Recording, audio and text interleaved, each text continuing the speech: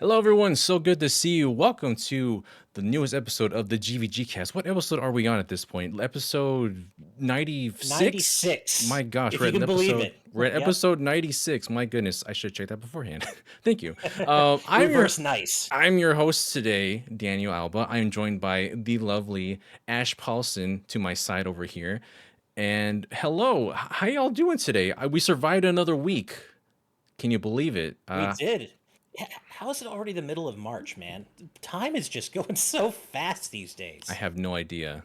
Let me nudge you off to the I side. just I'm gonna center you just a real quick right here. There you go.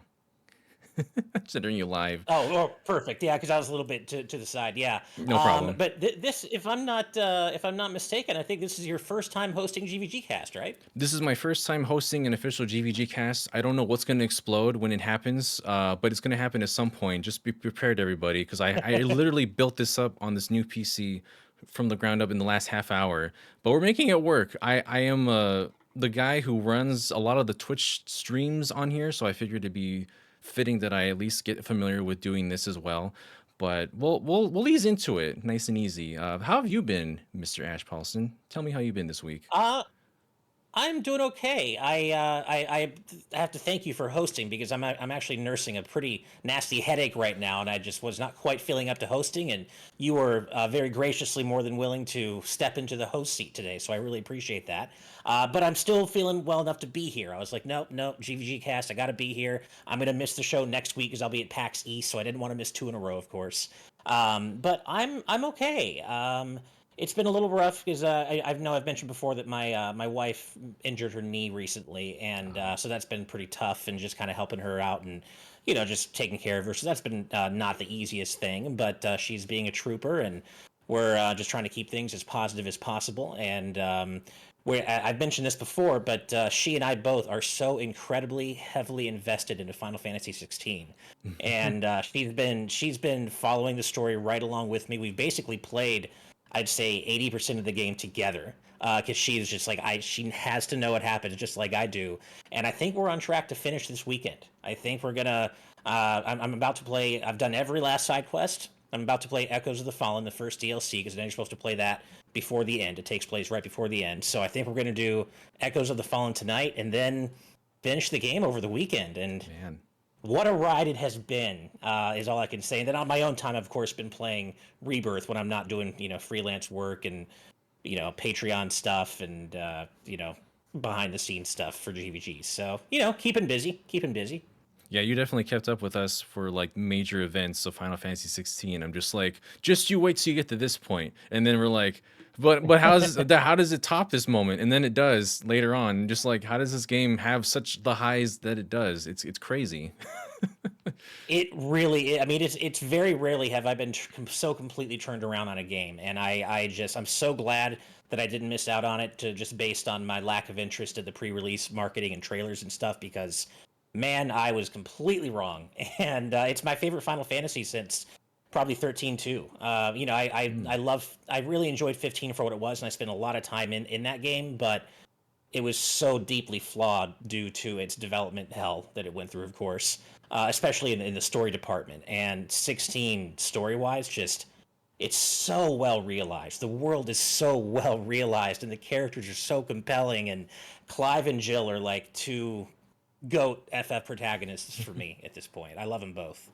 Yeah, you and Brandon definitely have higher regards for 16 than I do. Not that I don't like it, but I think there's definitely parts about it that could be better. I mean, for me, it's like there's a lot Sure. of high highs and then there's the low lows in between, and it's Yeah, just a undulation of events that's happening over and over that kind of takes me out of it at moments. But I do appreciate like the story, the absolutely. characters, and yeah, it was a great time when I played that last year.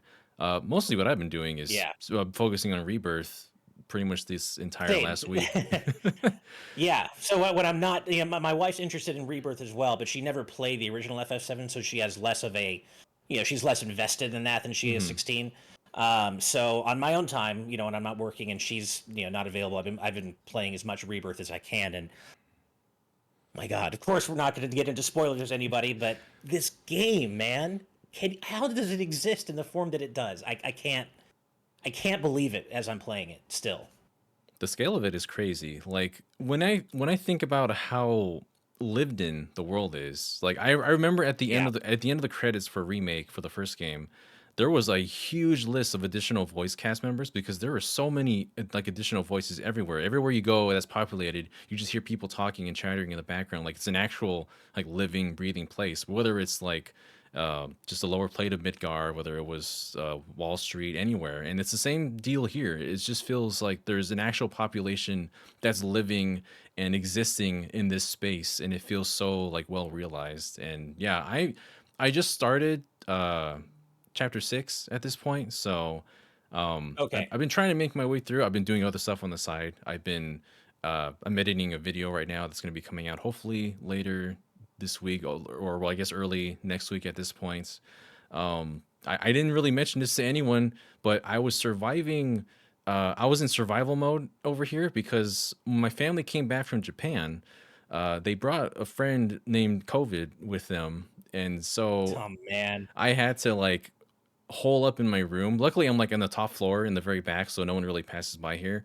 But I was like just trying to not catch it from everyone else in the family who had it, just masking up every time I go downstairs, very carefully, touching things. It was scary, but they're mostly out of it, so I think I'm fine now. I haven't caught COVID at all since it happened, and so Good. I have immunization, so it probably would have been like a cold to me, but still, I'm just I can't be too careful with all that happening right now. So Definitely. Yeah, yeah, I was lucky. I had it once, but for me, it was a mild to moderate cold. Of course, I was vaccinated, so for me, it was yeah. Like I've had worse colds before, honestly, but I know it hits people completely differently, and I just got lucky, I guess. So, the fingers crossed, you continue to avoid it, man. yeah. Luckily, I had things like my games here. I had Final Fantasy VII Rebirth to keep me occupied and distracted from not running out there and potentially catching something. But I mean, I noticed here one of our news topics was actually based on Final Fantasy VII Rebirth, real quick. So I feel like I might as well just address that real quick since it's a small thing. I really like Queen's Blood. I love playing Queen's Blood, the card game that's in that game. It's such a cool, well realized. It's a simplistic game too. I think anybody can jump into it. People when they think about like card games within games, they think of like Triple Triad.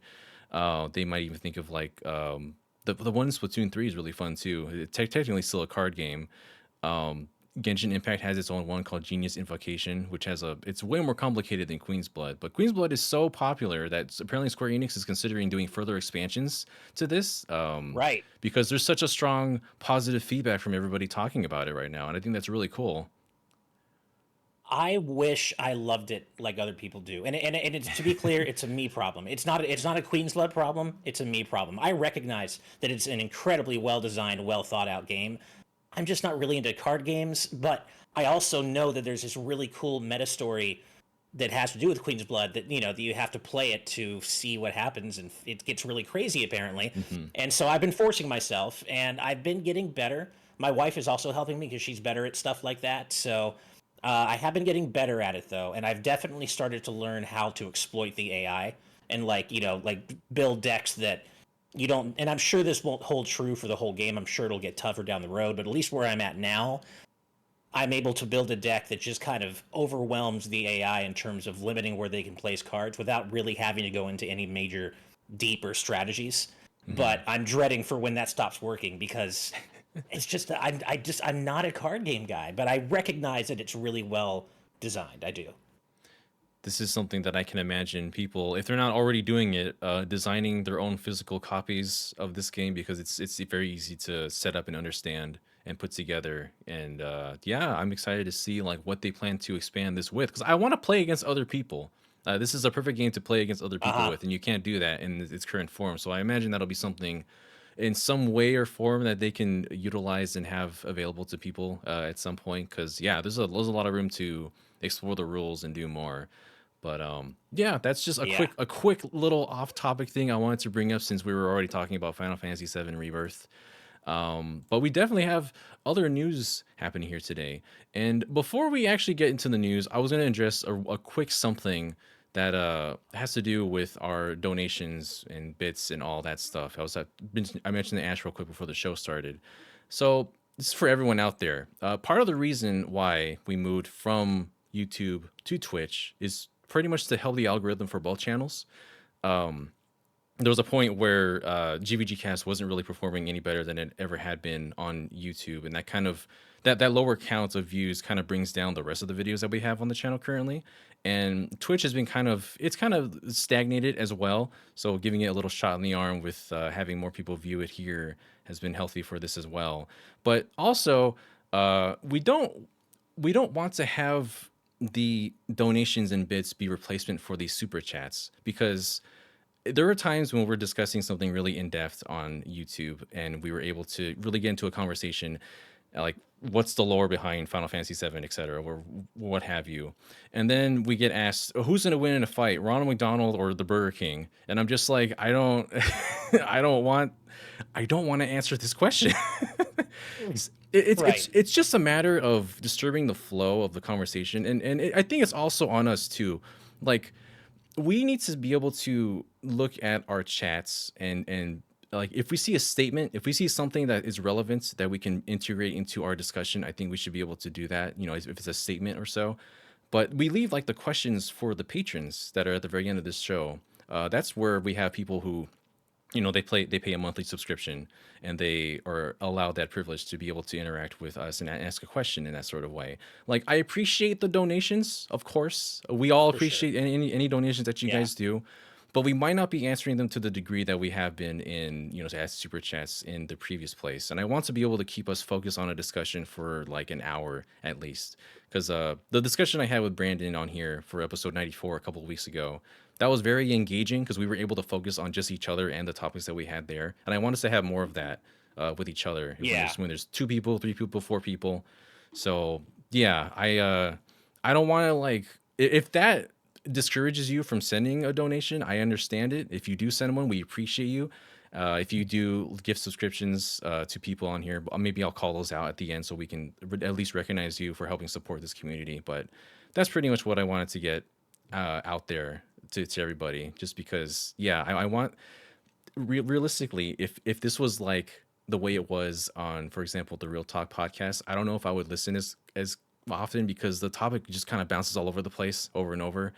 And I don't know if I would listen, honestly. That it's not trying to like harp on anybody on here or anyone that's listening, but I do want to focus conversation, and that's pretty much just what I'm getting Right. at. So that's pretty much No, it. and I think that makes sense. Yeah, I mean, definitely. I mean, we definitely got a lot of deserved, criticism about the flow of GVG Cast in the past, with so many super chats breaking things up, like the flow of conversation, like you said. So, but so far, in our live audience chat, Alpha Line, I believe it was, said, "Here's hoping the moves pay off real soon."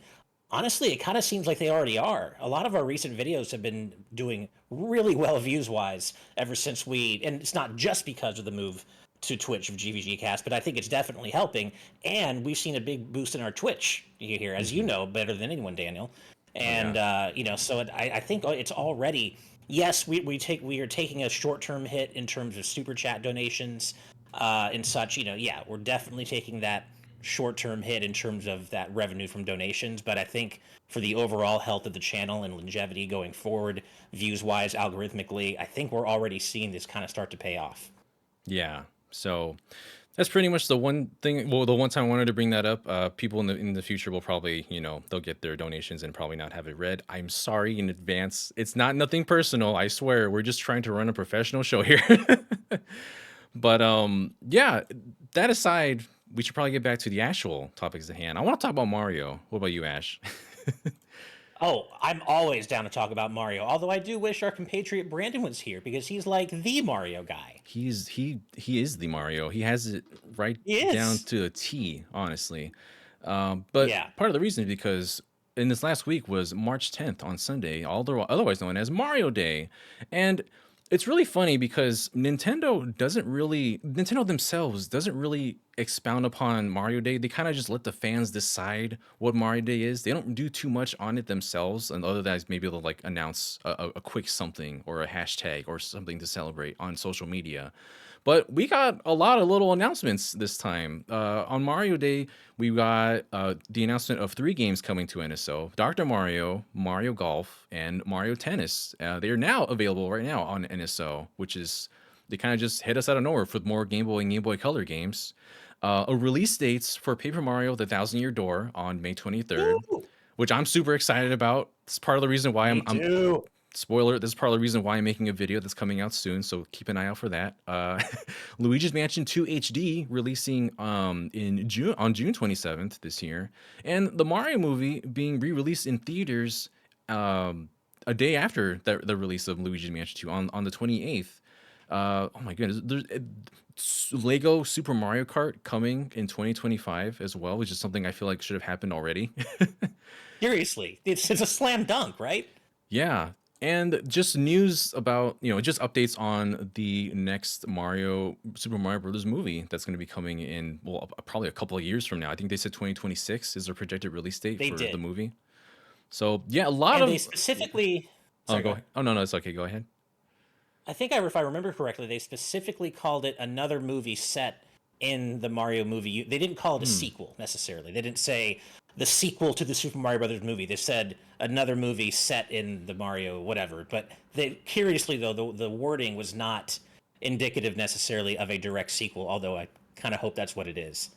Right. Yeah. I mean, I and we're like still here waiting to see more news on a Legend of Zelda movie. So I'm assuming that this Mario movie was probably coming out before that movie. Who even knows the projection of at this point? But they definitely have a pipeline of movies coming out, which is kind of exciting to see, more so than I've expected.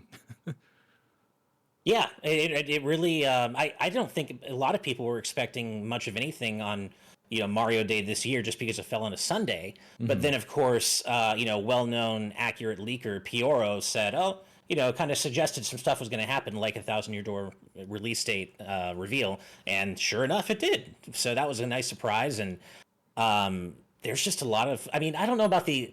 I feel like they could have done a little better on the NSO offerings, like do we really need the Game Boy version of Dr. Mario? We've already got Dr. Mario on NES, the 64 version. 64. Although I know the GBC versions of Mario Tennis and Mario Golf are widely loved, but I just like Dr. Mario. Like, really? I don't know. But like, what's weird to me is that we still don't have Super Mario Land, the original, and I feel like Oh that would have yeah. been a perfect time to, introduce that to NS. So yeah, it's not the best. It's a janky ass Mario game. It's one of the weirdest ones out there, but that's also why it's kind of appealing and kind of why I feel like it deserves to be remembered and preserved because it is so weird and vibey, and there's nothing else quite like it out there for 2D Mario. So it's just kind of weird they continue to gloss over that one. They really just kind of cherry pick some of the randomest items out of for seemingly no reason sometimes out of Yeah, the collection of games that we could be getting. But I mean, it's like okay, I mean, if I got Mario golf and tennis with the inclusion, sure, throw in Dr. Mario in. I don't mind. We'll throw more pills around. It's fine. yeah, Um, but yeah, I mean, oh my goodness, I'm just excited for the Thousand Year Door releasing this. It seems like so a good excited. it seems like a good time for it to release as well. In May, it's not too far from now. It's a lot. It's gonna come up sooner than I think. And then Luigi's Mansion Yeah, a month after, which is, I mean, it's fine. I'm still like, yeah. did that need to happen? But it's I another. just yeah. I feel nothing about Luigi's Mansion 2 HD. I just, I played Dark Moon. I thought it was fine, but it didn't really stick with me very much. So I don't really feel the need to play it again. But Thousand Year Door, though, I am so excited for the people who are about to experience this masterpiece. And it is a bona fide masterpiece. I am so excited for the people who are about to experience this game for the first time because I wish I could again. I so wish I could go into this game completely fresh faced again because, God, you all are in for such a treat. I'm so excited for you. There's something really magical about seeing the little bits of screenshots and cuts and footage that we saw since then that was released since Mario Day on the trailer the really mini trailer that they released and also on their website. I feel like depending on how they handle it, it will feel like a fresh new experience again because there's a lot of little things that they're I changing as think so. well. Little bits and pieces that are changing. Like, I think there's going to be a bit more of a dramatic script change than what we might be expecting in certain places because there's like apart from the original trailer where there's a line talking about the Thousand Year Door that Goombella relaying in a conversation with Professor Frankly. But in the new trailer that they have for the remake, it's Professor Frankly saying that line instead. So there's been jumble around. Right. There's been script changes here and there. I'm wondering how deep that's going to go. I talk about this in a bit in a video that I'm going to do. But yeah, I'm just excited for everyone that hasn't been able to play this before. I keep saying all of Paper Mario: The Thousand Year Door's biggest fans can now finally play Paper Mario: The Thousand Year Door. So Yeah, I just really hope they don't take away too much of the edge. Thousand Year mhm, Door has a certain edge to its script and its setting that, and just some of the stuff that happens goes a little bit beyond what you'd expect in most Mario games. And I just hope they don't smooth that stuff over too much. I wanted to keep that very specific kind of darker vibe that it has, and I think they will. I mean, we know that Rogueport hasn't been changed. The gallows or the noose is still hanging up there, and mhm. it doesn't seem as though they're going to go too far the other way. But I really hope that they kind of preserve that very specific element of Thousand Year Door's vibe, because Rogueport is such a uniquely kind of rough setting Mhm. for a Mario game and I really want them to keep that vibe in it, because it's so singular for a Mario game. And one thing I also hope they do is pull a Super Mario RPG remake and allow you to switch back and forth between the remastered and original Mm. soundtracks, because what we've heard in the trailers, or the trailer I should say, sounds great, but it's definitely going for a more orchestrated vibe that you heard in, like, say, the Origami King or Color Splash, which is not a bad thing. And I think that can be a really exciting take on the soundtrack. But the original has a very specific synthy sound to it too, that I would want to be able to switch back and forth between, to compare and contrast and have that preserved. Mhm.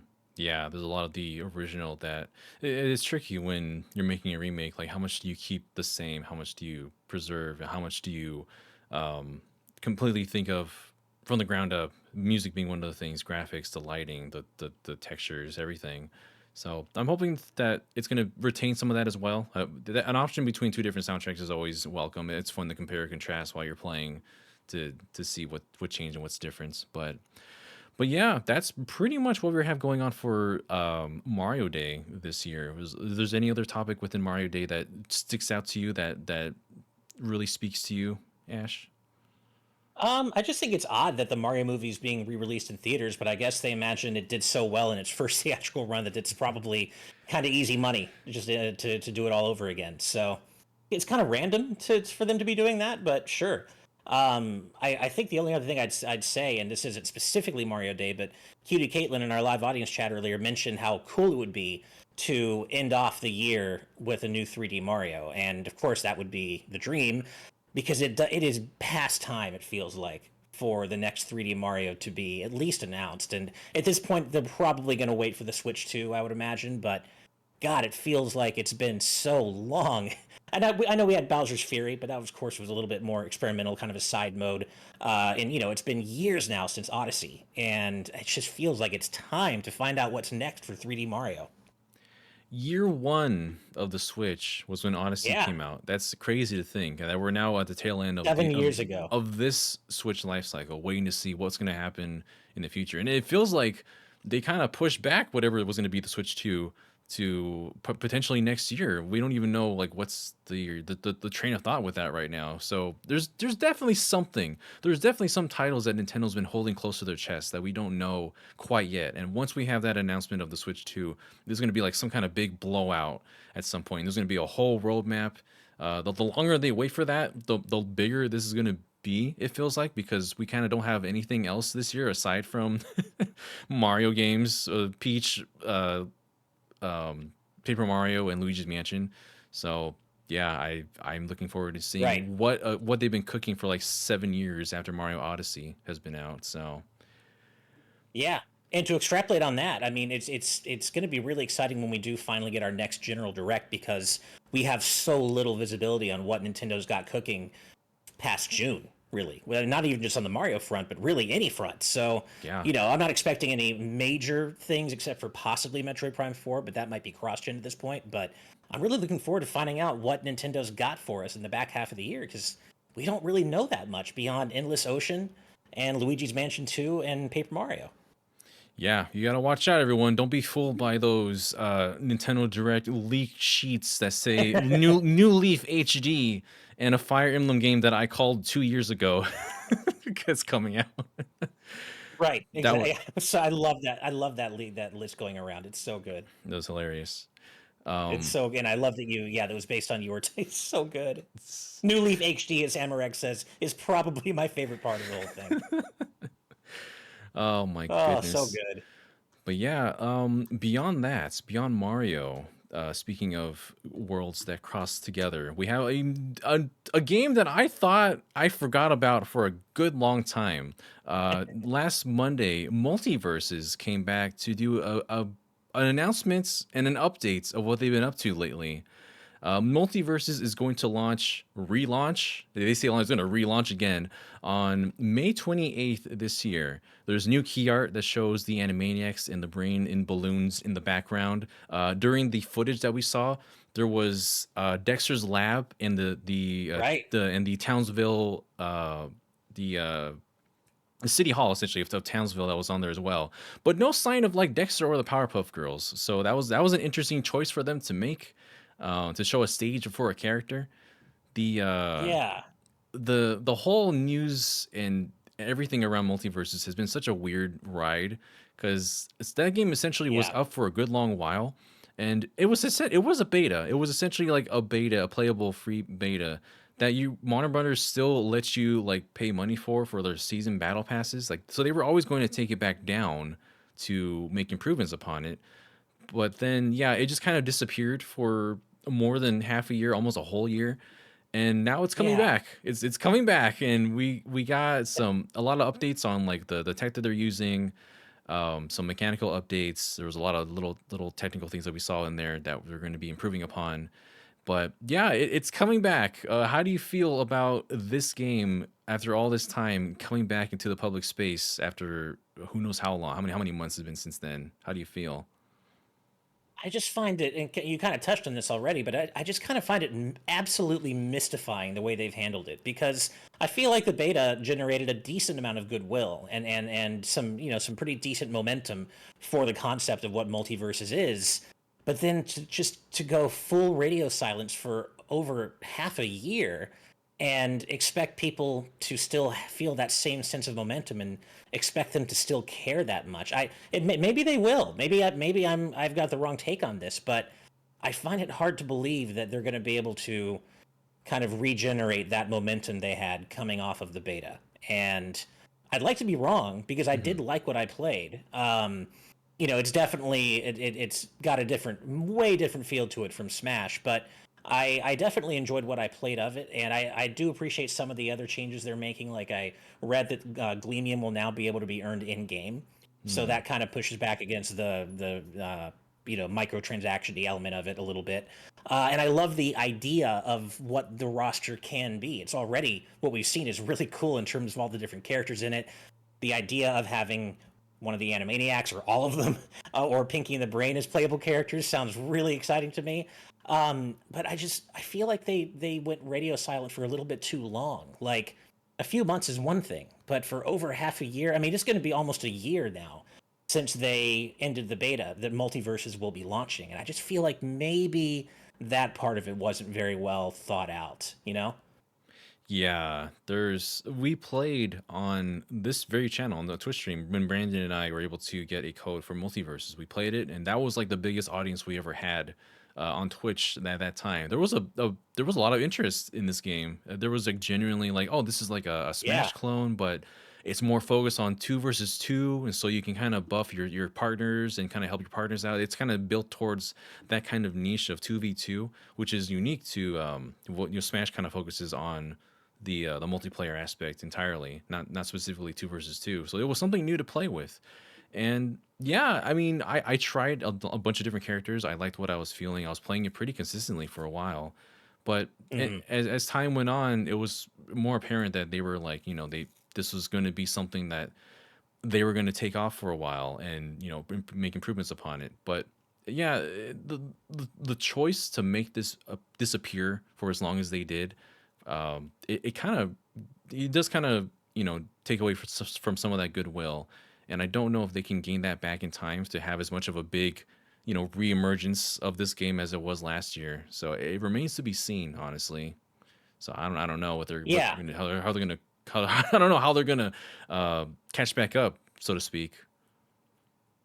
Yeah, I don't I hope that there's a place for it just because I think the potential there is exciting. I don't know if they'll deliver on it, but I think there is potential for what multiverses is. But as you and also Amareg in our live audience chat mentioned, there were some particularly negative vibes with them going full in on microtransactions, only to then pull the beta. Like they had you Yeah. pay for premium stuff in a beta, and then they pulled that, so you can't even use it anymore, and that feels particularly scummy to me. Like that, I feel like was not the way to go. There was like a particularly like pricey, almost $100 worth. Like you could be like, oh, I was here first. I have all this premium content. Yeah. I was one of the first people here to play this game, and then they kind of just take that away. It's a weird feeling. I don't know. Warner Brothers hasn't exactly made the best decisions as of late, so I don't know whether or Yeah. not this is something that they That's want for to keep sure. up with. We'll find out. If you guys add Samurai Jack to the roster, I will be there day one. But it remains to be seen. Hell yeah. I know your most wanted right now is in fact the Animaniacs. Is that right?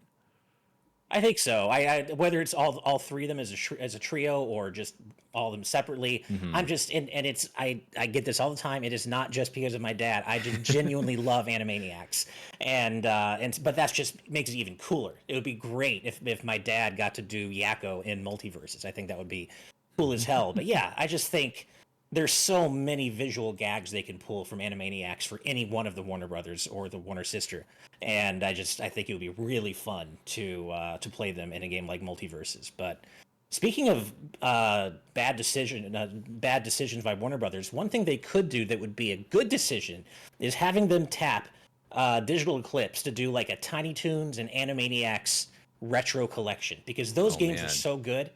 The vast majority of and like they were so good, like Buster Bust Loose and the two Tiny Toons NES games, the Genesis and Super NES Animaniacs games, Buster's Hidden Treasure. Those were all really good games. Give me a Warner Brothers cartoon compilation of retro games, please.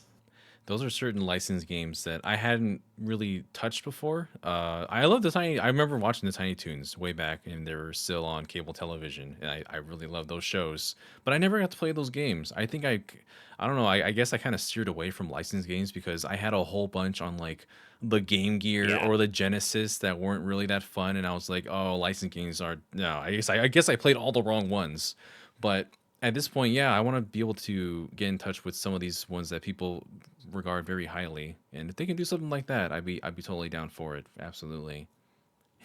Well, yeah, I mean, Capcom and Konami of the 90s, I mean, they were the go to developers for licensed games. I mean, they were Yeah, cooking because with Capcom, it was the Disney stuff, and then Konami was the Warner Brothers stuff, and they both were firing on every cylinder with those licensed, cartoon games. I played Goof Troop. I love that one. That's an excellent game. I Great played with game, Brandon. yes. Goof Troop is great, yeah. Oh my goodness. Yeah, but well, I think that's enough for Warner Brothers as I want to delve into at the moment. There was another news topic that came up about the PlayStation 5 itself. And if this is to be believed, the PS5 Pro specs were leaked, supposedly real, and releasing this holiday, 2024.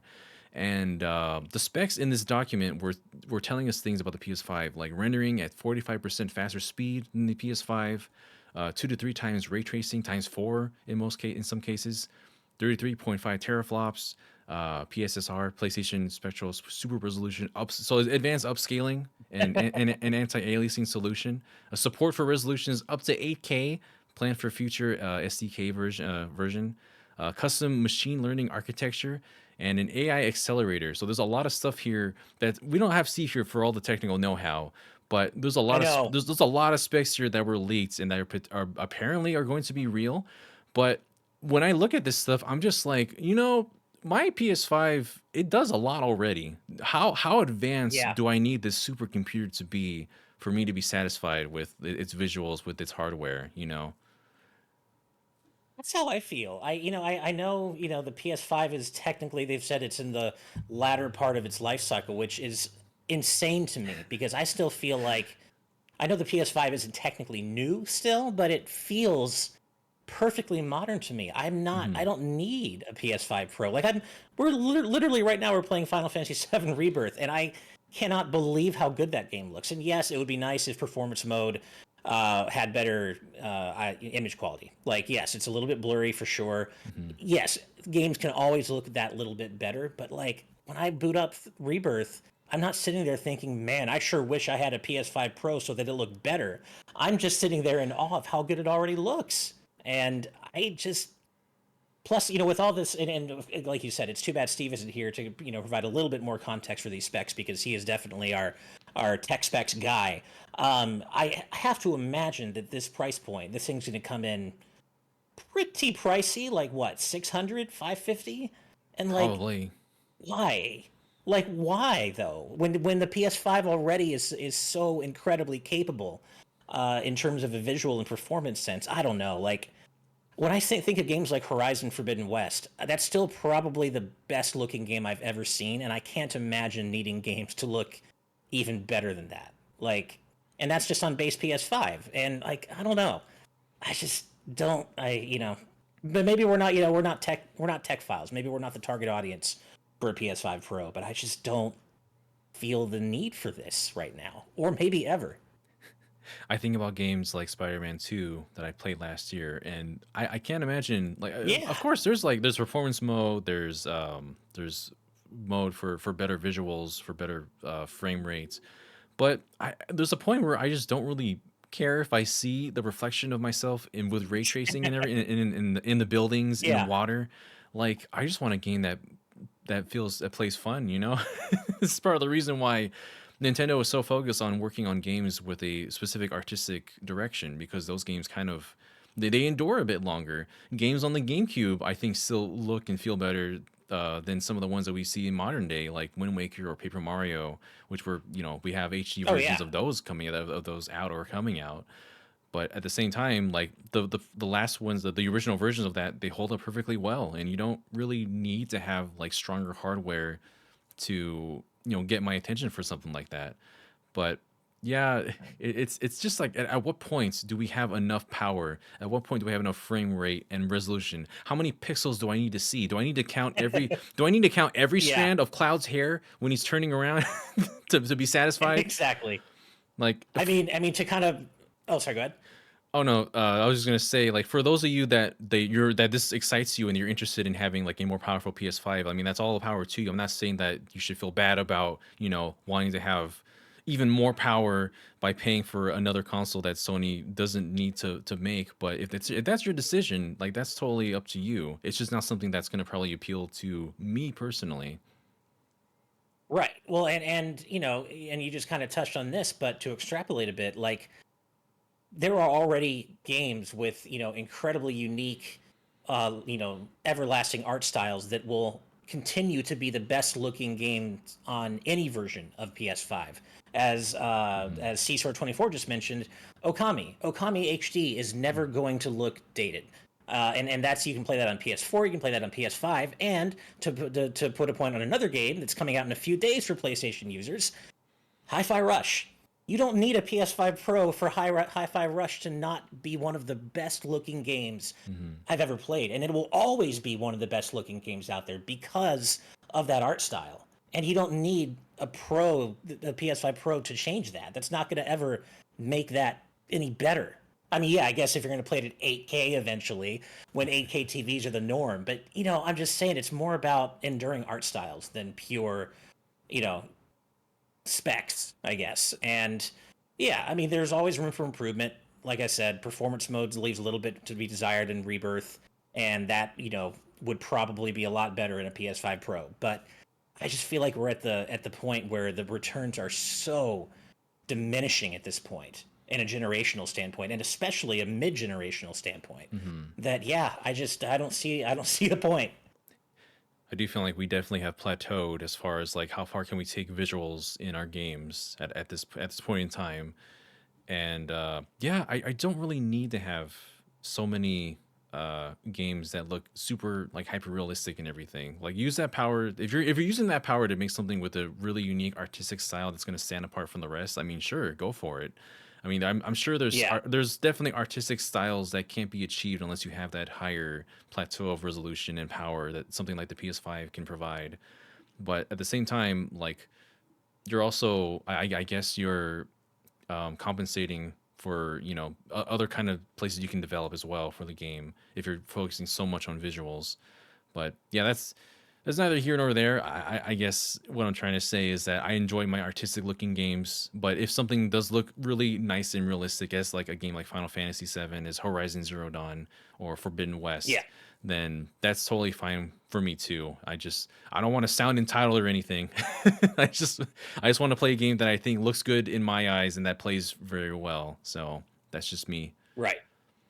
Nah, I hear you, and I see a few of you in both chats, Hobo Phoenix 24 in our Twitch chat, and Alpha Lion in our live audience chat saying you want to play Hi-Fi Rush so bad, do it. Don't pass Hmm. go. Don't collect $200. Go straight to Hi-Fi Rush and play it, please. It is so good.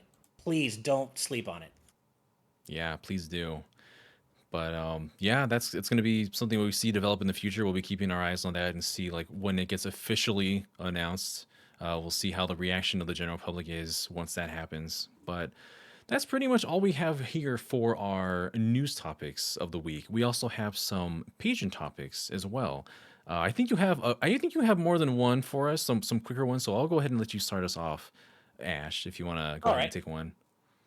Well, really quick before I do that, we haven't done our patron birthday shout outs for the week yet. So, really Ah, quickly, I just want to say happy birthday or happy belated birthday to Mick Spunk, whose birthday is Mario Day, March 10th. So, happy birthday to oh, you, as well as happy birthday to Benji Bear Pup, who celebrated theirs on Tuesday, the 12th. So, happy birthday to you both. happy birthday! And then, yeah, and then as far as our Patreon topics, just as a reminder, we do have a Patreon. So if you support us at the producer tier or above over on our Patreon, you can suggest topics for us to discuss each week, like the ones we're about to right now. And so my main topic this week comes from Vedran, who asks, "What's your most anticipated indie game at the moment?" Mine still has to be Hollow Knight Silksong, followed by Ratatan, the Patapon spiritual successor.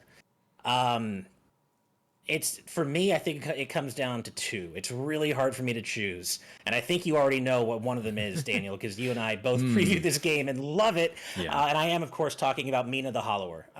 You and I have had the chance to preview it a few times now, and it just gets better each time we play it. You know, Yacht Club really doesn't miss.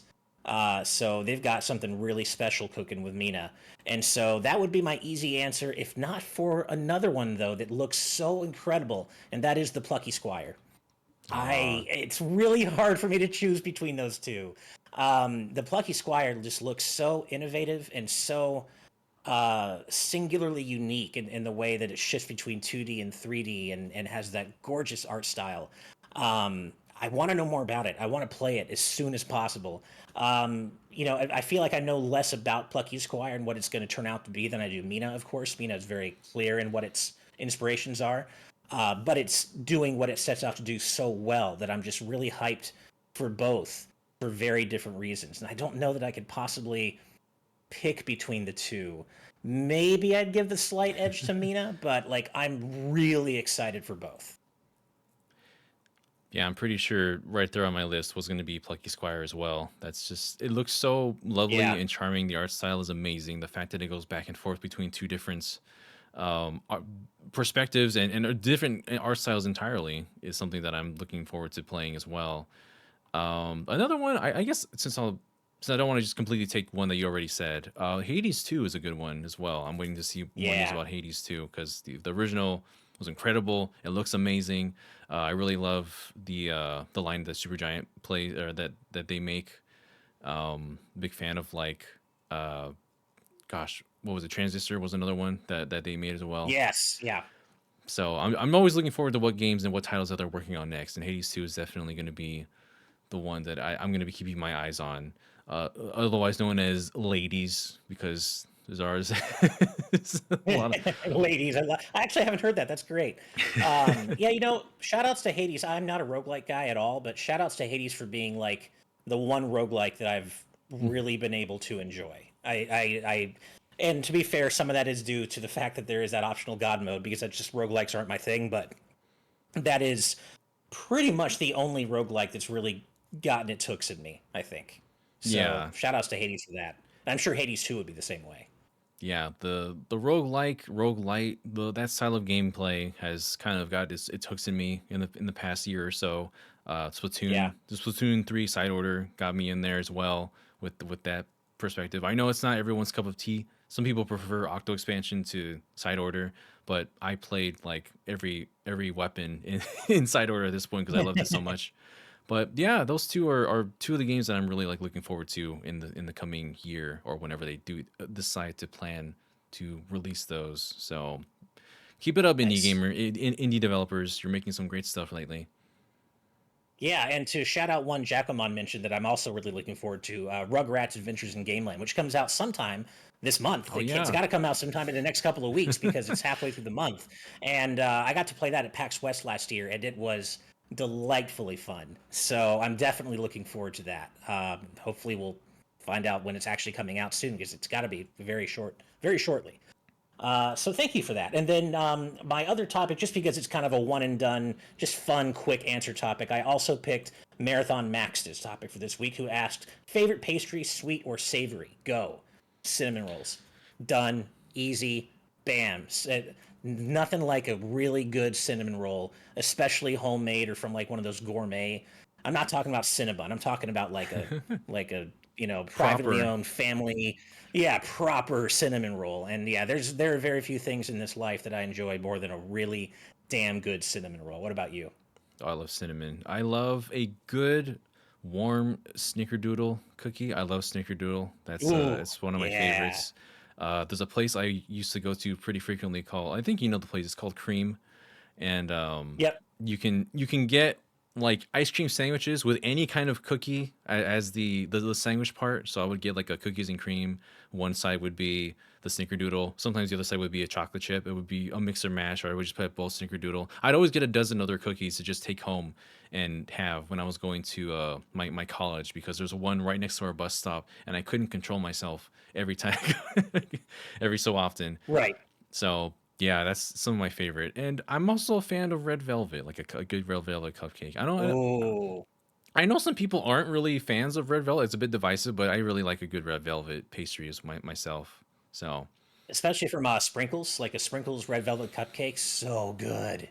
That buttercream frosting is just, it's terrible for you, but man, it, it sure tastes good going down. hey, I live in the now. It's fine. I will take it. Right. uh, oh my goodness. But yeah, thank you both for those. Now I'm hungry for those questions. I want to have I a know, good pastry seriously. after I'm too. this. But that comes to my topic this week. This one comes from Dad Alpha Lion is asking, in this modern digital age, desirable items are prone to getting removed from digital storefronts. What is your favorite, wait, not your favorite, what is your biggest regret with not buying something digital before it was delisted, regardless of the game's quality? Oh man, yeah, there's the one that comes to mind the most is pretty much just everything that we're thinking about on the eShop, like for the 3DS, for example. Like the 3DS eShop is something that I lament not getting everything on there when I could have, especially at the time. One of the ones was there were some Phoenix Wright games that were only available on like the digital storefront on there, like the Dual Right. Destinies. Thankfully, we're having another outlet to get those games released. But at the time, I was like, oh my gosh, if I didn't get this now, I wouldn't have had it like ever, because there's no way to get this game out anymore. That it's only existing here on this digital storefront. And there's a lot of things on the 3DS that you just can't obtain anymore. Whether they're like full games. I think like the 3D version of like God, what was it? The NES 3D classics, like Kirby's Adventure or Kid Icarus. I think those aren't available as That's a well good on one. there. That those are I have Kirby. I don't have some of the other ones, and I'm really sad that I couldn't obtain some of those. And just other ones like you can't get some of the characters in Smash Brothers anymore for Wii U or 3DS. Like if you didn't get That's those a good point. characters, they're not there anymore. So there's a lot of little games, entire games, and just DLC on those storefronts like that. It sucks to not have them. You know, and we're just not gonna. It's a digital age in which just because you buy something, it doesn't necessarily mean that you own it anymore, and that's kind of scary. This is Yeah. why I try to buy physical games when I can for that reason. Yeah, that's a good point. I had a hard time thinking of specific examples, but I would say in general, some of the stuff that's been lost to lost to time from like WiiWare and 3DSware that will never be available again is definitely up there. There are some really cool. There was one 3DS Ware game that came out. I can't remember the year. Maybe like I don't even know, but it was called Liberation Maiden, and it was like anime as Mm. hell. But one of the coolest 3DS Ware games I ever played, and something like that will never ever be preserved. Um, I mean, hell, it actually, if there had never been the Mega Man Legacy collections, Mega Man 9 and 10 would have been lost because they originally came out on WiiWare, or Mega Man 9 did, I should say. So, 10 did come out on all major platforms, but like the DLC, for example, that could have been lost too. Man, it's hard to think of a specific example, but I think my favorite of the ones you mentioned are the 3D classics because those are really cool, unique versions of those games, and especially Kid Icarus. Like Mm. 3D Classics Kid Icarus made that game way more playable in a way that the original just is not, and it had all the cool backgrounds and stuff, Yeah. and yeah, and also the Sega Ages 3D titles as well, 3DS titles too, like Sega Ages Sonic 1, Sonic 2, Outrun with the stereoscopic 3D effects. Like those will never be available again in that form. And some people, a lot of people don't like the stereoscopic 3D stuff. Personally, I did, and the Sega Ages titles were some of the best implementation of that tech on the 3DS. And so, yeah, I guess I'd probably go with I have to say the unique 3DS versions of like the 3D classics and the Sega Ages games for the ones that I regret losing the most. Oh, you know what? There's one more. Mm. Um, Outrun Online Arcade for Xbox Live Oh Arcade. It yeah. is one of the few games you cannot. It's not forward compatible with Series X or Series S. It is locked to the Xbox 360, and it is one of Sega's best racing games ever. And I so wish there was a way to play it on modern platforms. And I really miss that game, and it's lost forever. There's no, unless you still have your 360 hooked up, you can't play it anymore. So that's probably my big one. Outrun Online Arcade is my big one, I think. Oh man, yeah, absolutely. There's so many games and so many different little things that we just kind of they're just kind of lost of time in the digital space. They're not there anymore, and I'm not sure what else we can do to like preserve some of these things. Ash has disappeared from the chat. I did. I'm not sure what happened. My camera just kind of died all of a sudden. Sorry about that. There you go. I'm back. No um, worries. but yeah, it's really a shame that there's no way to preserve this stuff in a more consistent way. And there's definitely a lot of really special stuff being lost to the mists of time. Um, yeah, there's so many great examples in chat. Castlevania: The Adventure Rebirth, Pushmo, God, Mm, Jet Set Radio yeah. Future. Those are all such great examples. Gosh. Yeah, there's so many of these that some of them I'm ashamed to say I don't have on my 3DS at this point. I really wish that I did, but there's only so much we can do to save and preserve these. So, if you have those games on Yeah, your 3DS, if you have them preserved somewhere, cherish them because we don't know if they're going to be available in other methods. Like for example, like what I mentioned, Phoenix Wright Dual Destinies. If that wasn't available in a upcoming collection, it just wouldn't be available to anybody anymore, and that's a shame because that's an excellent series, of course, as people know. So yeah, absolutely. so yeah, I think that pretty much covers it for our patron topics and for our news topics this week. I think I survived hosting the first GVG cast of my career of I think DNC you or kicked DVD ass, cast. man. You did a great job. Thank you. Yeah, Hell yeah. I would not have gotten this far without, of course, everyone on the crew on GVG, and also for some of our very generous chatters out there today. We had Fangs to Wolf gift out 5 different community gift subs over at the beginning of the show. And Thank you. Amar Hamud, if I say that name wrong, I'm very sorry, but you also subscribed with Prime not too long afterwards. So thanks to you to both of you. We definitely appreciate having you in the community. You do so much for us, everyone out here, and we hope to continue to have your support as we continue to do GVG Cast for as long as we're able to, and as I continue to get better at hosting as time goes on. But of course, that also leads us to the end of our show. But we want to do our special thanks to all of our members of the EP squad, and I don't have the rolling credits right now. I'm working on that, but I do have your names here, so I'm going to shout them all out to you right now. Are you all ready? I haven't pronounced these myself, so bear with me. So special thanks to everyone, including Brandon Bovia, Cutie Caitlin, Fangs, Z Patty, Sky Blue Flames, Eastman 23, Adam O'Sullivan, Richard Herrera, Logan Daniel, The D-Pad, Blake, Joy Content, Angel Martinez, Vidron, Joshua Hunter, Benny Yao, Azran127, Black King, Joseph Rutkin, Geeky Griffin, Lucky Wonderfish, Wataniac, Top Dog 23100, Young Ben Kenobi, Andrew Medeiros, Darchi, Ikero, Esax08, Michael McCaw, Matthew Wong, Goron Amber, Too Much Spaghetti, Bane 400, Asteron 809, Ryoner, Benji Bearpup, The Game Orb, Super Game Dude 101, Ravelox, Rosa Pardo Bowling, hello Steve's mom, Dark Steel 01, Jason Uloa, Jaden Buck, Cystic Warrior 29, Super Dang Awesome Unicorn Guy, Derek, Colin, Blaystar 25, Twilord, Mumbling Yeti, Cameron Sharp, Keel, Hustlebun, Noah Fitterer, Calvin Atkinson, Brainchild, the entire state of Wisconsin, Jim Wakeland, Zyker, Andy Mine P, Aramis Baramis, Kyle the Monarch, Lord Metarex, Blaze Collard, Eric, Cat Evie Person 5, Peyton Thiel, Mega Beatman True Blue Reviews, Ryan Hanley, Somnia, The Game Jamie, Zombie Joe, and finally Marathon Max.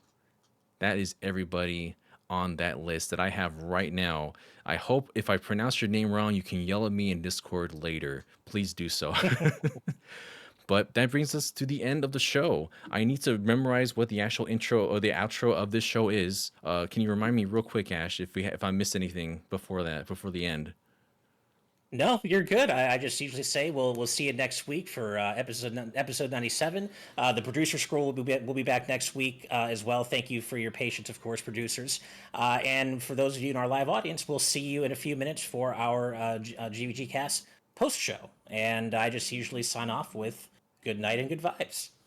All right, everybody. Thank you all for joining us. We will see you soon. And don't forget to subscribe to Twitch because I will be streaming here on Tuesdays and Thursdays. But with all that being said, thank you for being here, everybody. Till we meet again.